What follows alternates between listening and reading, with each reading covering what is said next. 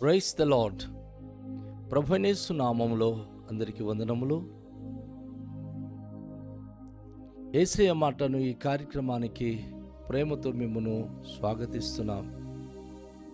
ఈ దినము అపోస్తలుడైన పౌలు కొరింథీయులకు రాసిన మొదటి పత్రిక 16వ అధ్యాయము మొదటి 9 వచనాలను ధ్యానించుకుందాం. పరిశుద్ధుల కొరకైన చంద విషయమైతే నేను గలతీయ సంఘములకు నియమించిన ప్రకారము మీరును చేయుడి. నేను వచ్చినప్పుడు చంద పోగు చెయ్యకుండా ప్రతి ఆదివారమున మీలో ప్రతివాడును తాను వర్ధిల్లిన కొలది తన యొద్ద కొంత సొమ్ము నిలువ చేయవలెను. నేను వచ్చినప్పుడు మీరు ఎవరిని యోగ్యులని ఎంచి పత్రికలిత్తురో వారి చేత మీ ఉపకార ద్రవ్యమును యెరూషలేమునకు పంపుదును. నేను కూడా వెళ్ళుట యుక్తమైన ఎడల వారు నాతో కూడా వత్తురు. అయితే మాసిదోనియలో సంచారమునకు వెళ్ళనుద్దేశించుచున్నాను గనుక మాసిదోనియలో సంచారమునకు వెళ్ళినప్పుడు మీ వద్దకు వచ్చేదను. అప్పుడు మీ యొద్ద కొంతకాలము అగవర్చొచ్చును. ఒకవేళ శీతకాలమంతయు గడుపుదును. అప్పుడు నేను వెళ్ళుడి స్థలమునకు మీరు నన్ను సాగనంపవచ్చును. ప్రభు సెలవైతే మీ యొద్ద కొంతకాలం ఉండ నిరీక్షించుచున్నాను గనుక ఇప్పుడు మార్గములో మిమ్మును చూచుటకు నాకు మనస్సు లేదు. కార్యానుకూలమైన మంచి సమయము నాకు ప్రాప్తించి ఉన్నది, మరియు ఎదిరించువారు అనేకులున్నారు గనుక పెంతెకోస్తు వరకు ఎఫెసులో నిలిచి ఉందును.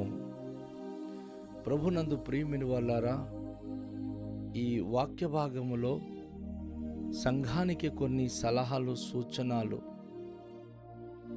అపోస్తలుడైన పౌలు ఇవ్వడం అనేది మనం చూస్తున్నాం. ఇక్కడ పరిశుద్ధుల కొరకైన చంద సాధారణంగా క్రైస్తవ సంఘములో ఎత్తుబడి చేస్తున్న చంద భారతదేశంలో అయితే సంఘ క్షేమాభివృద్ధి కొరకు, సేవకుల యొక్క పరిచర్య క్షేమాభివృద్ధి కొరకు వాడుకుంటున్నాం. కానీ ఆ దినాల్లో యెరూషలేములో చాలామంది పరిశుద్ధులైన దైవజనులు ఉండేవారు. వృద్ధులు ప్రభువుకు సమర్పించుకొని ప్రభు కొరకు జీవించేటటువంటి వృద్ధులు, వయోవృద్ధులు అక్కడ దేవుని స్తుతిస్తూ అనేక మంది పరిశుద్ధులైన దైవజనులు యెరూషలేము దేవాలయంలో నివసించేవారు. వారి భోజనాల నిమిత్తం, వారి యొక్క అనుదిన అవసరతల అక్రతల నిమిత్తం ఎవరిస్తారు? కనుక అపోస్తలుడైన పౌలుకి దేవుడు ప్రేరేపించాడు. ఆయన స్థాపించేటటువంటి నూతన సంఘాలకు ఆయన ఈ నియమాన్ని నియమించాడు. ముందుగా గలతీ సంఘానికి ఆయన కొన్ని నియమ నిబంధనలు చేసి, మనము పరిశుద్ధుల కొరకైన చంద ఎత్తుబడి చేసి యెరూషలేమునకు పంపాలి అని చెప్పి ఆయన వారికి సలహా ఇచ్చాడు. అలాగే అన్ని పట్టణాల్లో ఉన్న సంఘాలకు పరిశుద్ధుల కొరకైన చంద పోగు చేయాలి. అక్కడ పరిశుద్ధులైన భక్తులు, వృద్ధులు యెరూషలేము దేవాలయంలో రేంపగలు దేవుని స్తుతిస్తూ జీవిస్తున్నారు. వారి జీవితాల్లో దేవుని నామానికి మహిమకరంగా వారు ఆ స్థలంలో సేవలో ఉన్నారు కనుక మనమే వారికి పోషించాలి, సహకరించాలి అని ఆయన అనేక మందికి ప్రోత్సాహాన్ని ఇచ్చాడు. అయితే ఆయన అంటున్నాడు, నేను వచ్చినప్పుడు చంద పోగు చేయకుండా ప్రతి ఆదివారమున మీలో ప్రతివాడును తను వర్ధిల్లిన కొలది తన యొద్ద కొంత సొమ్ము నిలువ చేయవలెను. నేను వచ్చినప్పుడు చంద పోగు చేసి నాకు ఇవ్వడం అనేది కాకుండా ప్రతి ఆదివారం మీరందరూ సమకూడుతున్నారు కదా ఆరాధన చేయడానికి. ఆదివారం ఆరాధనకు కూడుకున్నప్పుడు ఎవరికి ఎంత సామర్థ్యత ఉందో, ఎంత ఎవరు సంపాదిస్తున్నారో వారు వర్ధిల్లిన కొలది వారు కొంత సొమ్ము నిలువ చేయవలెను, చందగా అర్పించాలి అని చెప్పి ఆయన కొరింథీ సంఘానికి కూడాను ఈ లేఖ వ్రాస్తున్నట్లుగా మనము చూస్తూ ఉన్నాం. ఆ చంద విషయంలో ఈరోజు జరిగేటటువంటి రకరకాల విధమైనటువంటి విమర్శలు కాకుండా పరిశుద్ధ మనసుతో ఆ దినములో పరిశుద్ధుల కొరకైన చంద ఎంతో ఇష్టపూర్వకంగా అందరూ అది ధారాళంగా ఇచ్చే అనుభూతులు వారికి ఉన్నవి. దేవుని బిడ్డలైన మనము ఈరోజు ధ్యానిస్తున్న ఈ వాక్య భాగంలో పౌలు భక్తుడు అంటున్నాడు, నేను మీ దగ్గరికి వచ్చినప్పుడు ఎవరైతే యోగ్యమైనటువంటి వ్యక్తిగా ఉన్నారని మీరు అనుకుంటున్నారో వారి చేతికి పత్రికలు ఇచ్చి మనము పోగు చేసినటువంటి ద్రవ్యములు, వస్తువులే కానీ డబ్బులే కానీ యెరూషలేములో ఉన్నటువంటి ఆ పరిశుద్ధ భక్తులకు మనము పంపించడము యుక్తము. అది మనం పంపించుదాం, మీరే పంపిద్దురు కానీ అని చెప్పి అపోస్తలుడైన పౌలు కొరింథీ సంఘానికి ఆయన తెలియచేస్తూ ఉన్నాడు. అదేవిధంగా ఆయన ఒక మాట అంటున్నాడు, నేను కూడా వెలుట యుక్తమైనలా వారు నాతో కూడా వత్తురు.